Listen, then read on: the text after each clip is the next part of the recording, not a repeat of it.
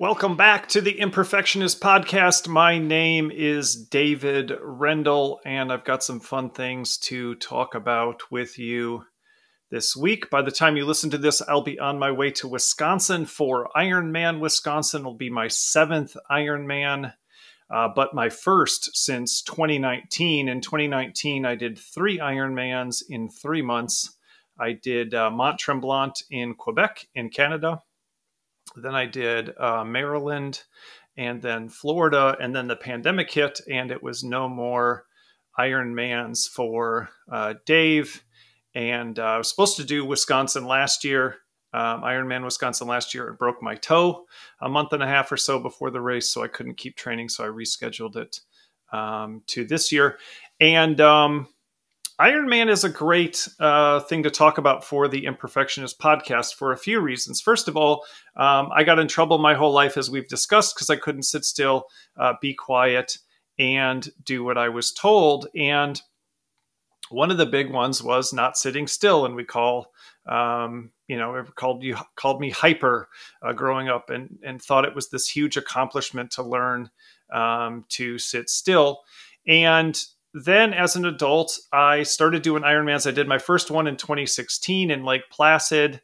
An Ironman is a 2.4 mile swim, a 112 mile bike ride, and a 26.2 mile run. And you have to finish in 17 hours. And when I finished that first Ironman, I got all of this encouragement, all of this praise, all of this support.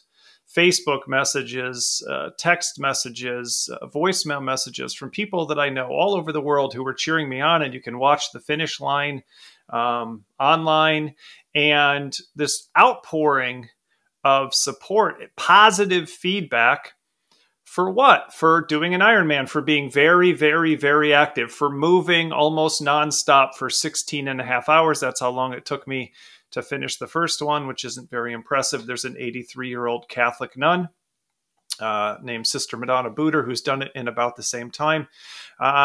But I was proud of myself, and other people were proud of me for being very, very, very active. But when I was a child and I was in school and I was very, very, very active, what did they call it? They called it hyperactive, and they wanted to pathologize it as ADHD and give me medicine that would fix it. And we do this to millions of, especially boys, all over the country and to some extent all over the world.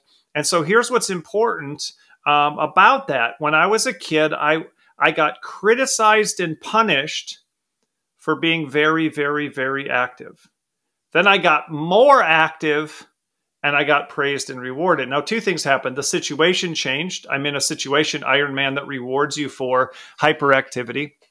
And that's the importance of alignment we've talked about. But just like my shirt says, amplify. It's also about amplification. I didn't turn the volume down. Most of the advice we're going to get in life is to moderate, reduce, or eliminate certain aspects of who you are that other people feel like are undesirable. And my advice is to amplify them.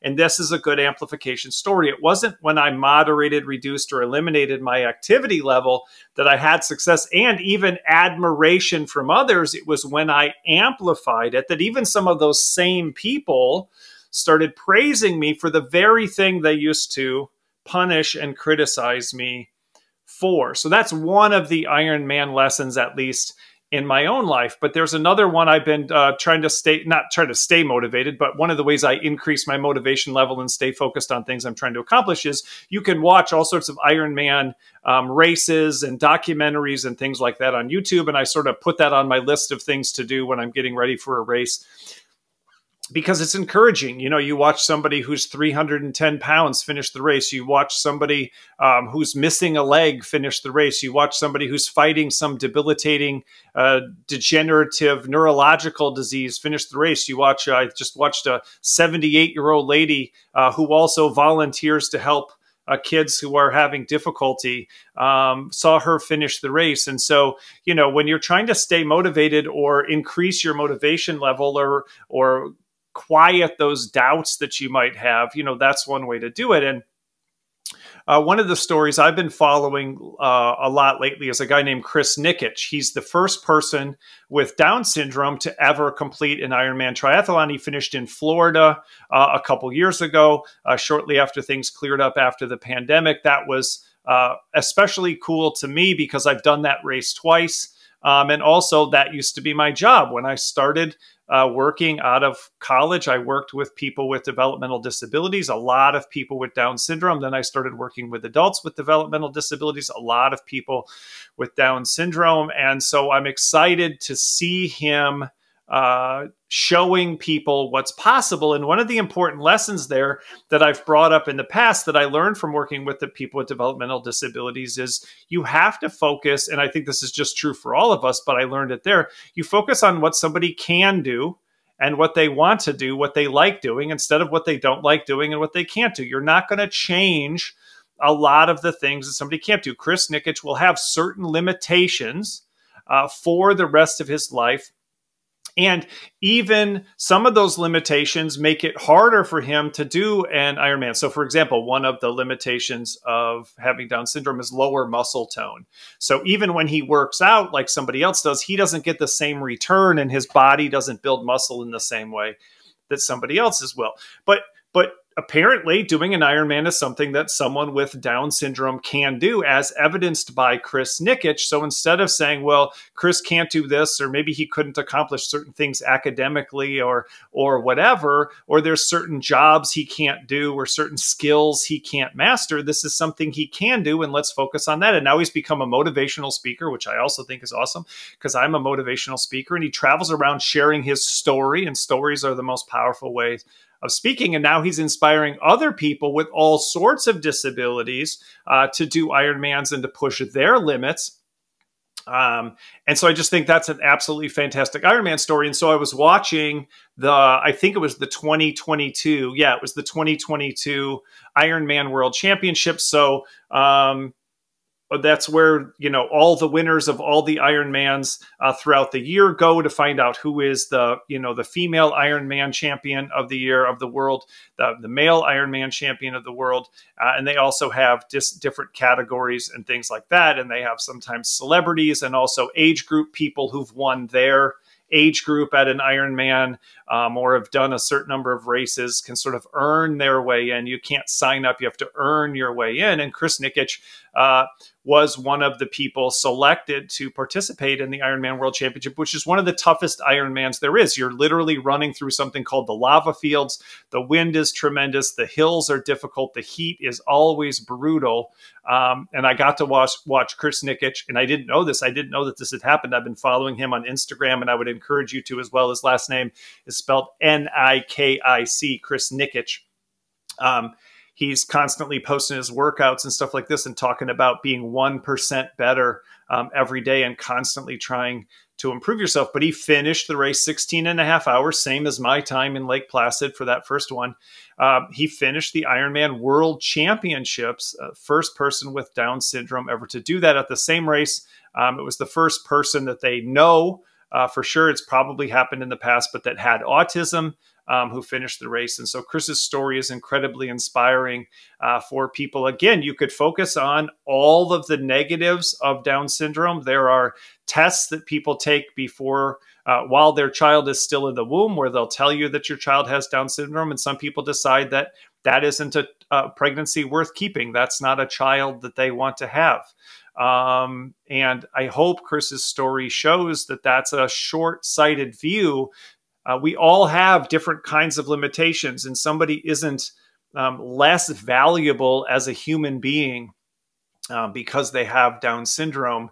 I just think his story is so inspiring. So I wanted to share that, and it inspired me. It's not just an inspiring story for people with disabilities, again, because we all have disabilities. We all have limitations. That's why this is called the Imperfectionist podcast. And we're all human, and we can focus on that common humanity, or we can focus on the differences that we have. And so I love that story from Chris. And I hope you check that out.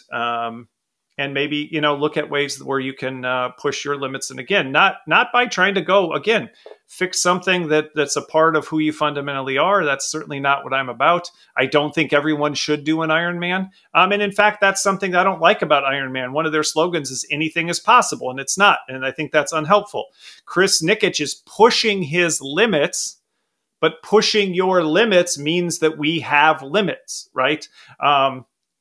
And no one's ever going to do an Ironman triathlon in 5 minutes. Okay, there's limits. No one's ever going to, it's just, there's a reality, right? There's realities, and denying those realities doesn't help anybody. Strength comes from pushing limits, acknowledging limits, not from denying those limits, and telling people that anything is possible when it's not, isn't helpful. So I think that's another mindset. But what Chris talks about is pushing his limits, and he does have to fight against certain things. But he has it's a tremendous story. I encourage you to check it out. But again, I think it's a problem when we tell people anything is possible. We'll talk about this some other time. I'm never going to be a world famous jockey at 6'6".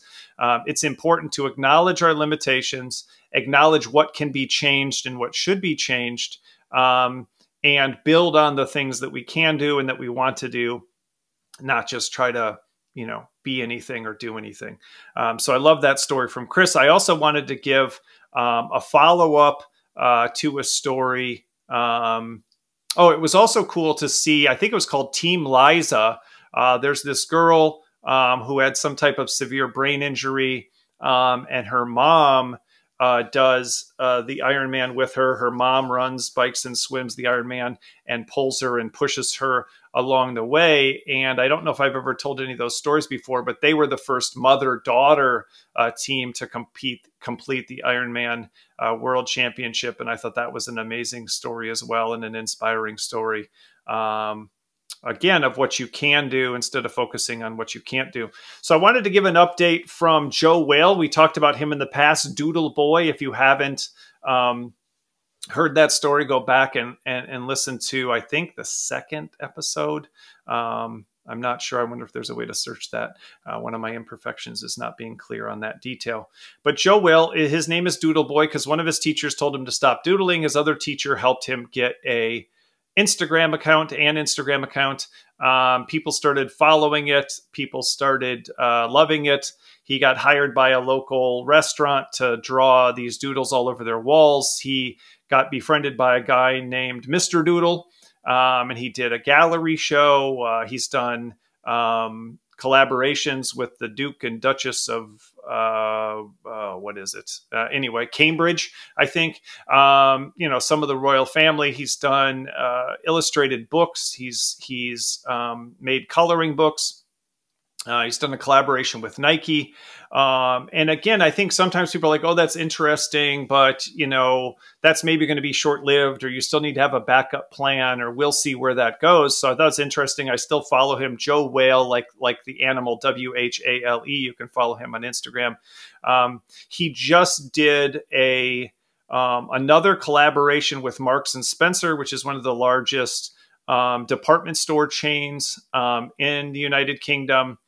And I just saw today is doing his first gallery show in Germany. So just another great story there that just continues going on and on and on. He's building a career as an artist because one person saw strength where someone else saw weakness. One person saw what he could do, and somebody else was focused on what he shouldn't be doing. One person saw strength where someone else saw weakness. Somebody saw an opportunity where somebody else saw a problem. So I love that story just keeps going. And then I have a couple of things that people sent me. So one of my friends is a guy named Mike Bazar. He runs an IT company out of Lubbock, Texas, is where he lives, but his company functions all over it's called Vector Choice, is national. And he sent me a couple of great stories. So we've talked in the past about pink goldfish and about, subpar parks and 1-star reviews and all this kind of stuff. And he sent me one from a company called Decked. And their advertisement is worst sale ever. So think about this. It's just was Labor Day this week in the United States, and everybody got the day off. And one of the things people love to do is Labor Day sales and Labor Day weekend and sale, sale, sale. And instead of following the crowd, and we call this in Pink Goldfish, we call this oppositioning, doing the opposite what everybody else is doing. So on Labor Day weekend, when everybody else is doing a sale, this company Decked decides they're going to do the opposite of a sale. But it's also antagonizing. You're literally antagonizing potential customers by saying, we're not going to give you any money off. We're not going to give you any discounts. And you're not trying to satisfy them or make them happy. You're kind of poking the bear a little bit. And so they're said worst sale ever, 0% off 365 days a year. We never offer discounts. I've also looked them up online. Most of the reviews say that they're fairly expensive. And what they do, Decked, now what they do is they sort of build a deck inside the bed of your like pickup truck with drawers and other organizing materials. I would assume for people who are doing work from their vehicles and things like that. So it's additional storage and stuff that's designed specifically for the bed of a truck. And it's supposed to be very high quality. And so they're selling you the value and not the discount. And they're proud of it. They're flaunting. If you remember that again from an earlier episode, they're unashamed and unapologetic. They're bragging about how they don't and won't offer discounts. They don't and won't have sales. And if that's not for you, that's okay. They're repelling some people and attracting other people with that advertisement. So I thought that was a fantastic example, and it's fun when people send those in. So again, if you have any great Pink Goldfish examples or some Freak Factor examples, people who have weaknesses that are also strengths, Pink Goldfish examples, companies or places or communities that have weaknesses that are also strengths, please send them to me. You can find me on Instagram. You can respond with comments on YouTube, on Spotify and Apple Podcasts. So I'd love to hear from you. And then Mike sent me another one, which was Unnecessary Necessities is the name of the company, the name of the store, Unnecessary Necessities. And their tagline is, if you need it, we don't sell it. So again, flaunting it, unashamed and unapologetic. This isn't a convenience store. We're not here to be helpful. We only have unnecessary things that you don't need, but you probably want. They're going to be fun. They're going to be interesting, but they're not going to be useful. And if you're looking for something useful, don't come here. If you need it, we don't sell it. So he sent that to me. And then I was moving my daughter into a new apartment, and we went to get some dinner together. And we pulled into this little strip mall where there was this nice Mexican restaurant. And I saw this little hardware store. Like, it wasn't an Ace or a True Value or a Lowe's or a Home Depot. It was a small local hardware store called J.E. Womble. And they sort of were the total opposite. Again, remember, oppositioning. You can position yourself in either one of these ways. It's rarely useful to position yourself in the middle, but they were the total opposite of Unnecessary Necessities. They said, if we don't have it, you don't need it, which is just a great way of saying we have everything that you need. And again, a little bit of antagonizing. And if we don't, do you really need it? Or do you need something else that we have or whatever? So I loved that to get that from Mike and then to just, stumble across that. And again, maybe I wouldn't have paid as much attention to it if Mike wouldn't have sent that to me. And also, if you're not watching this, or even if you are watching this, you might notice I have new glasses this time. I have some white framed glasses with pink lenses. So literally rose colored glasses. And that's why I got them, because they have these cool pink lenses and they fit really well and they work really well for my running. And that's an old cliche, right? Don't look at the world through rose colored glasses. But it's kind of like looking at everything through a warm filter, and actually great to do later in the evening if you've ever worn blue blocker kind of lenses. It's like looking through the warm filter if you've ever changed your pictures on your phone or something with a warm filter. So I've got my cool pink lenses. I'm excited about those. So lots of little updates. We're taking a break from talking about personality. We'll probably talk about that again next week. But I had all these kind of stories and examples stacking up, and these things that people had sent me, and these things that were happening, like the Ironman and Chris Nikic and the Ironman World Championship. And another update that my co-author Stan just sent to me. I don't know if we've talked about this one before, but one of the examples from Pink Goldfish that I love and I use in my speeches is Nebraska. So Nebraska was 50th out of 50 states in tourism. The slogan was "Visit Nebraska, visit nice," and nobody cared and nobody wanted to go there. And then a new tourism director got hired. His name was John Ricks, and he worked with a team to create a new slogan. And the new slogan was, "Nebraska, honestly, it's not for everyone." And that new slogan was incredible. It got people's attention all over the country, all over the world. They were talking about it on Australian morning shows. They were talking about it. And again, there's no reason for an Australian morning show to talk about a United States state tourism slogan, but that's how attention-getting it was for them to flaunt, be unashamed and unapologetic. Nebraska isn't Colorado. It doesn't have raging rivers with incredible rapids. It doesn't have 14,000-foot peaks.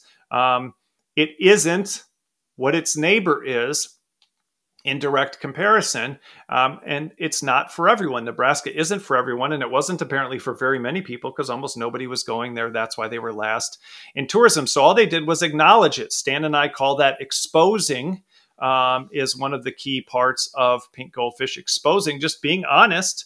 We talked earlier, being honest about your limitations, being honest about what you are and what you aren't. And just like people should focus on what they like and what they're good at, states should focus on what they have and acknowledge what they don't have. And people respect it when you're honest. It builds trust when you're authentic about who you are and what you bring to the table and what you don't bring to the table. And it's also not helpful to compare Nebraska to Colorado because Colorado's going to have a bunch of stuff that Nebraska clearly doesn't have. And so by acknowledging that, they became more attractive to people. And so it turned out that that slogan was not just interesting and things like that to people, but it also was very, very successful. I actually got hired to speak to the tourism conference in Nebraska because even right away, they were getting significant negative feedback from people, specifically inside of Nebraska, who thought that it was a negative slogan and critical of Nebraska, when again, it was just being honest. No state is for everyone. Colorado's not for everyone either. Not everybody wants to go down a raging rapids, and not everybody wants to climb up a 14,000-foot peak. Not everybody wants to be in the cold. Not everybody wants to be, in Denver at 5,000 feet and having a hard time breathing. Not everybody wants a lot of the things that Colorado has to offer. It's true for every state, for every person, for every business, that you're not for everyone. And all Nebraska did was acknowledge it. And people really struggled to get past that. Even though it was working, people don't like to acknowledge limitations. People don't like to acknowledge imperfections. And I think we think of marketing and promotion as kind of pretending that you're something you're not, or you have something you don't. And John Ricks didn't do that with the Nebraska slogan, and it was very effective, but again, got a lot of criticism. And that's the thing. You're going to attract a lot of people with these strategies. You're also going to repel a lot of people with these strategies. So it's been a few years since I spoke there. It's been a few years since they started the slogan, and they just canceled the slogan. And I'm really bummed about that, but I wanted to share that story because that's what's going to happen when you try to do some of these things. You're going to be pushing against the norm. You're going to be pushing against what everybody else expects. You're going to be pushing against the most common way to do business. That's why it's called differentiation, because it's different than everyone else. And it's going to be a battle. There's even going to be people today telling me that I shouldn't wear sunglasses on the podcast. You can see too much in the lenses. Who knows what people are going to say, but you're not always going to make everyone happy. That's just a reality, but we struggle with that reality. So they just canceled the slogan. And here's why this is important, because they canceled the slogan, even though changing it took them from 19% to 39% interest from people in their target market. So a 100% improvement in interest from people in their target market and coming to Nebraska. there's no other way to see that than success. And yet the governor himself of Nebraska wants to change it, and did change it, and convinced them to change it, probably threatened their funding. And it's a terrible decision. And Nebraska isn't going to get better after this. They're probably going to slide backwards after this. And people will play politics and play games with why it happened. But it's pretty clear. The only reason I'm talking about Nebraska, the only reason anybody was talking about Nebraska, was because they did something different, and they acknowledged the reality of the weaknesses of Nebraska, and then also pointed out the upside. Honestly, we're not for everyone. And then one of their advertisements was, "Lucky for you, there's nothing to do here." And these people are floating down this river in a cow trough, which is like a big tank that cows drink out of. They call it tanking. And, one person has a paddle and they're not using it. They got coolers in there and they're just cruising down the river. And that's some people's idea of a great vacation. Not everybody wants to climb a 14,000-foot peak. There's plenty of people who want to do nothing. So lucky for you, there's nothing to do here. Nebraska isn't for everyone, but what does that mean? It is for someone and for some people. And they created advertisements that reinforced that were tremendously positive for Nebraska, and also being clear about who their state was for. And yet some people just still can't see past that, because we've been taught, parents, teachers, employers, and especially by businesses, to not be negative about ourselves, to not be honest about ourselves and our organizations, to not just focus on the positives, but not even to pretend that there's positives that there aren't, and to pretend that the negatives don't exist. And I think that's a terrible strategy. Rick said that the reason it worked, he said the only way we could get people's attention was by agreeing with them that Nebraska wasn't the place for everyone, and acknowledging that people weren't coming to Nebraska. And he did a great job of getting their attention. It said Nebraska used to rank last among states because its reputation was flat, boring, and too long to cross. So what else happened? Their tourism during the "We're Not For Everyone" campaign went from, they got from 50th, last place, to 41st. So almost jumped 10 spots from 50th to 41st. Again, success. To do that in 5 years, that's success. Does this stuff work? Yes. Will it create resistance? Yes. Does that mean the resistance is right? Absolutely not. And so let's look at the actual results. The governor slammed the slogan, this article says, calling it nonsense and calling it a barrier to recruiting new residents to the state. First of all, it's a tourism slogan, not a resident recruitment slogan. But also people who might want to come there to visit are potentially the same kind of people who might want to live there. And again, he's wrong. It's not a barrier. It's getting more people there. You can't decide to live somewhere if you've never been there, you've never visited, you've never been able to discover what is there, because people are focusing on what isn't there, or just telling you some kind of lie, and then they're going to be disappointed. So exposing is a big one.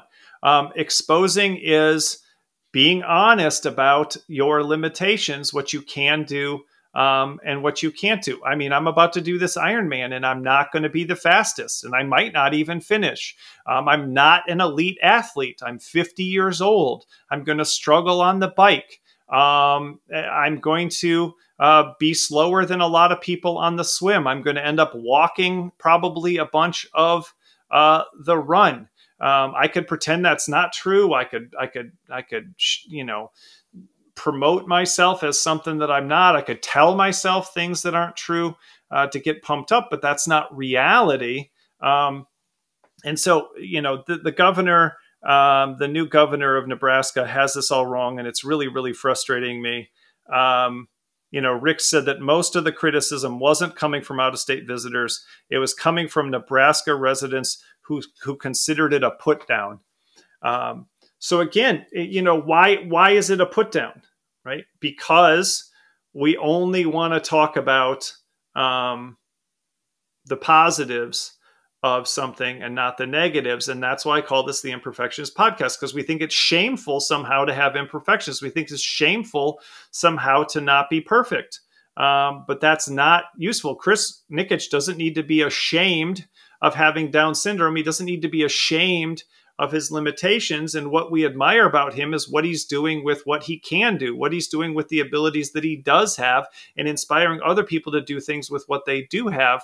But that's not the same as acting as though there's nothing wrong. He's not saying I don't have Down syndrome. He's not saying I don't have limitations. He's not saying I don't have weaknesses. And we admire people who do that, who are honest. I mean, that's what it is in its simplest form, honest about what they really are. And not doing that isn't good marketing. And it's also not a good way to live your life. It doesn't create happiness for you, and it doesn't create positive relationships with you, with other people. So I'm all fired up about Nebraska going backwards. And it'll be interesting. Maybe I'll do a follow-up in a few more years if we see Nebraska tanking, not in the way we just talked about, floating down the river in a cow trough, in a cow water tank. But if we see their tourism tanking, then we can, yell at them again. So last story for this week is Matt Stutzman. Matt Stutzman and I spoke together at an event in Chicago years ago. Again, I talk about how weaknesses are also strengths, and we were doing a family event for a bunch of CEOs and their families at the Arlington racetrack, which is was a horse racetrack, now closed. They were actually talking about having the Bears Stadium be at that location now, the Chicago Bears, and it looks like that's not going to happen now. But Matt, it has a very interesting story. Matt was born with no arms. And he decided along the way that he did not want any prosthetics and that he was going to live his life with his legs and do what he could with what he had. So, for example, when I ate lunch with him, he just throws his foot up on the table, puts the fork between his toes and eats. He puts his laptop on the floor and types with his toes. He has special accommodations in his truck that allows him to drive with his feet and not use arms. So why was Matt Stutzman at the event? Matt Stutzman's also a motivational speaker, but why? Well, because Matt discovered archery, and Matt didn't just discover archery, but he became one of the best archers in the world. In fact, he owns the world record for the longest, most accurate shot in archery, and he's had that record for years, and people haven't been able to beat it. And this is crucial because when you picture someone doing archery, when you picture somebody shooting a bow and arrow, what you picture is somebody grabbing the bow with their left hand, if they're right-handed, and pulling the string back with their right hand and letting it go. You picture arms and hands, and he doesn't have arms and hands. And so you might think, okay, well, he's, in the Paralympics, so then he's better than other people with disabilities. Well, we just told you that wasn't true. He has the longest, most accurate shot in archery. He has the world record against anybody with a disability or without a disability because he's better than them because he doesn't have arms. And this is crucial. Not even though he doesn't have arms, he's better because he doesn't have arms. And I asked him why that was. I said, and this sounded like a crazy thing if it wasn't, me and talking to him, and he knew my concept, and also that's why he was there to talk about it. I said, is it an advantage to not have arms? Now, think about how crazy that sounds to ask somebody, is it an advantage to not have arms in archery when it seems like the only thing you need? In fact, when you watch the Paralympics, a lot of the people are in wheelchairs. They have their arms, they don't have their legs. And so they don't have the major disadvantage that he seems to have. They can do it just sitting down in a wheelchair instead of standing up, but they seem to have everything you need for archery. And he doesn't seem to have anything you need for archery. And he said, yes, it's an advantage because I use my leg to hold the bow. And my leg has the biggest and strongest muscles in the body. Your leg muscles are the biggest and strongest muscles in your body. And so my leg is bigger and stronger than anybody's arms could possibly be. Even a massive bodybuilder's arms aren't going to be as big as even just a reasonably healthy person's legs. And so he goes, that gives me more strength, gives me more endurance, gives me more stability, which gives me more accuracy. And then he says, I release from my shoulder, and my shoulder is connected to my back muscles and my core muscles. And those are the biggest, the second biggest set of muscles in the body if you count them together. And so I have more accuracy, more stability, more endurance, and therefore more accuracy. So he won the silver medal back, I think, in 2012. He was actually being sued to keep him out of the regular Olympics by people who were in the archery community who felt like he had an unfair advantage. So I want you to take a moment to soak that in, that his lack of arms, a seemingly obvious weakness, and that's why I love this story, was a threat to people who had arms because they saw what an advantage he had with the unique way that he did it, that they were afraid of having to go up against him, and argued, think about the insanity of this, argued that having no arms was an unfair advantage and he shouldn't be allowed to compete against them. So I asked him how long it took him to become the best in the world. He said about 4 years. I said, how long did it take the people that you're competing against? He goes, well, they've been doing it their whole lives, which is another reason they're frustrated. He comes along, and in a few years, he's mastered this because of his unique approach and the unique strengths that he has. And these other people have been doing it for years and years, and now he's a threat to their success. So I asked him if he was doing anything to help other people with who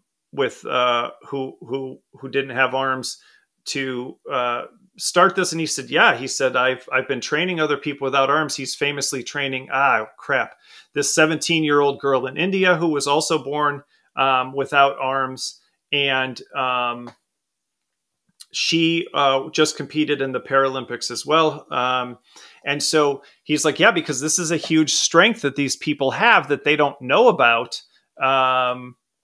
And, you know, I want to show them. He said, because a lot of people with no arms have self-esteem problems because they feel like they're less than, and they don't know that they have this potentially amazing ability.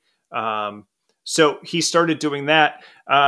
So the reason I'm bringing this up now is because I love telling that story, and I tell it in some of my speeches. But the Paralympics are going on right now. The Olympics just finished. The Paralympics are going on. And Matt Stutzman just won the gold medal at the Paralympics in 2024 in Paris. And so I'm super excited about that. Go online, look him up. He calls himself the Armless Archer, but he's not a silver medalist anymore. He's a gold medalist, and he scored a 149 out of a possible 150 to beat his competitor. And I believe his competitor had arms and, again, was in a wheelchair. And so, again, a person with no arms is better than somebody with arms at a sport that seems to clearly require arms and seems to demand it, and would seem to be almost impossible without it. The other reason that story is important is because he didn't pick up archery in order to get in the Paralympics or the Olympics. He didn't pick it up as a hobby. He picked it up because he was just trying to hunt for food to feed his family, because he didn't have arms, and a lot of people saw him as unemployable. And just like we talked about the way we sometimes see people with Down syndrome, people saw him as less than and as not as a valuable person, and did not want to hire him because they couldn't imagine that with that kind of disability, he'd be able to be a functioning member of their organization. And so he just picked up the bow and arrow to do hunting, not to become an Olympic champion and a motivational speaker, or Paralympic champion and a motivational speaker and set world records. He did it to just practically pay the bills and literally put food on the table. What was cool was his winning shot. You can find it online. NBC has put it up. The Paralympics has put it up. It's kind of everywhere. He shot a perfect bullseye, a perfect 10 out of 10. He just needed a 9 on his last shot to win. He got a 10 and made a perfect bullseye, which, again, there is a standard for perfection, and he does archery, and he did it in that moment perfectly. Again, this is so crucial, not even though he doesn't have arms, but because he doesn't have arms, and he uses his leg and he uses his shoulder, and he does archery unconventionally and can do it better. That's why he's the world record holder than even people with arms who are doing it, quote unquote, the right way. And so this is so crucial. That's why I call this the Imperfectionist Podcast. If you're sitting at home thinking, Dave, you don't understand about this imperfection I have, there's no upside, That's why I like extreme examples like this. If having no arms has a massive upside, then probably, and that's what all these books, and we're going to get to them over the course of the next few years. I don't plan on stopping the podcast. Any imaginable disability negative almost always has an upside. And I'd encourage you to keep listening if you don't think that's true. I'd encourage you to write in if you don't think that's true. I might have an immediate answer. I might be able to show you immediately how that's true. Or, maybe there isn't. But I doubt it. And I think most do. And I'd encourage you to examine that. And again, that's why I use examples like Matt's, because it doesn't seem like having no arms would be some kind of positive, but it isn't just Matt. Like I said, he's training this girl from India, and she was very successful and made it to the Paralympics this year. She's competed in other competitions and done very, very well. It's a thing that you can do. It's this magical alignment, like we talked about, of who Matt is with what he's doing. And it's completely unexpected and absolutely amazing. And so Matt Stutzman just won the gold medal at the Paralympics, and look at him sticking with it too. That's 12 years since he won the silver medal. He's not going anywhere. And if you're looking for an amazing speaker to inspire your audience, I'd encourage you to check him out. He's the armless archer. So another awesome story that just happened. So I wanted to share that with you today. So that's the episode. Thanks for joining us. Thanks especially to Mike for sharing those examples of decked and unnecessary necessities. I just wanted to jump in and share all these different things that were kind of piling up. Thanks to Stan, my co-author on Pink Goldfish. He's the one that alerted me to Nebraska and them reversing their amazing slogan, which is really disappointing to me, but not unexpected. It happens over and over. And if you look at the past of a lot of successful campaigns, they get reversed at some point by people who want to be responsible, who want to be professional, who want to do business as usual, who want to do things, quote unquote, the right way or the reasonable way, which turns out to just make them average, mediocre, and invisible. Oh, one last one that I want to share too as we wrap up. My wife and I were watching this travel show last night that we like on YouTube called A&K. I don't know what that stands for. It's their names, Andrew, and I don't know. I don't know if that's even right. So it's just A&K, and they go traveling. I'll get the information some other time. But they were in Malmo, I think, Malmo, Sweden. They were in Sweden. And there's a museum there called the Disgusting Food Museum. And it has 80 of the world's most disgusting, terrible smelling, terrible looking, vomit inducing. That's how bad it is.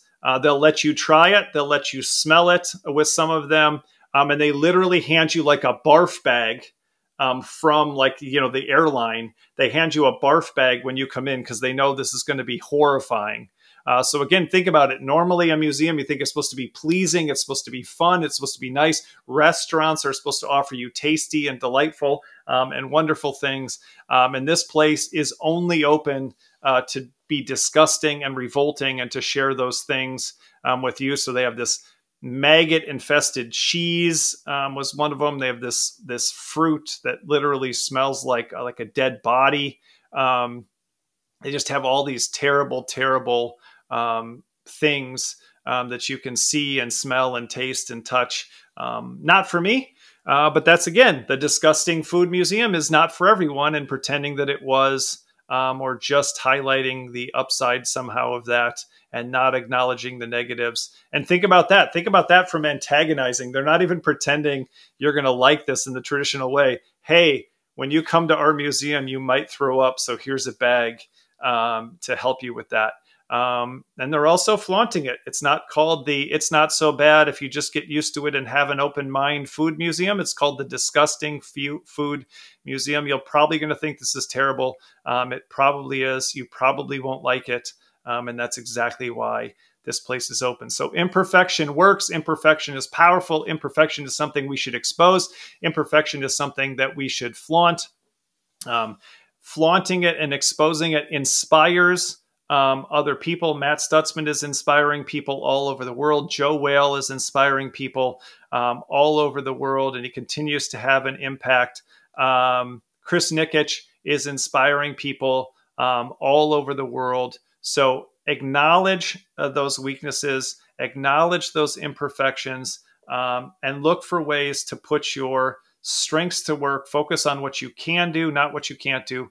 Focus on what you like to do, not what you don't like to do. Acknowledge your limits. It's okay to push those limits, but acknowledge that limits do exist. And some things aren't for you. Some things aren't for me. And that's okay. Focus on the things that match who you are, that fit who you are. Find that alignment. Amplify who you are. Remember, I get praised and rewarded for doing Ironmans. I get praised and rewarded for being very, very, very active, even though I used to be criticized and punished for being very, very, very active.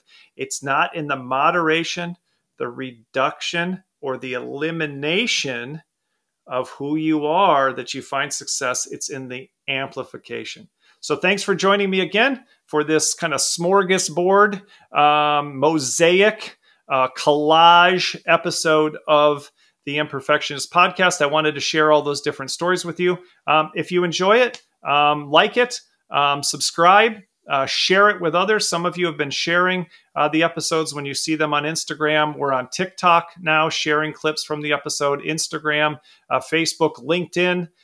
If you focus on things there, we'd love for you to share it with people that you think this might be useful for. If you love the rose-colored glasses, let me know. And if you hate them, let me know.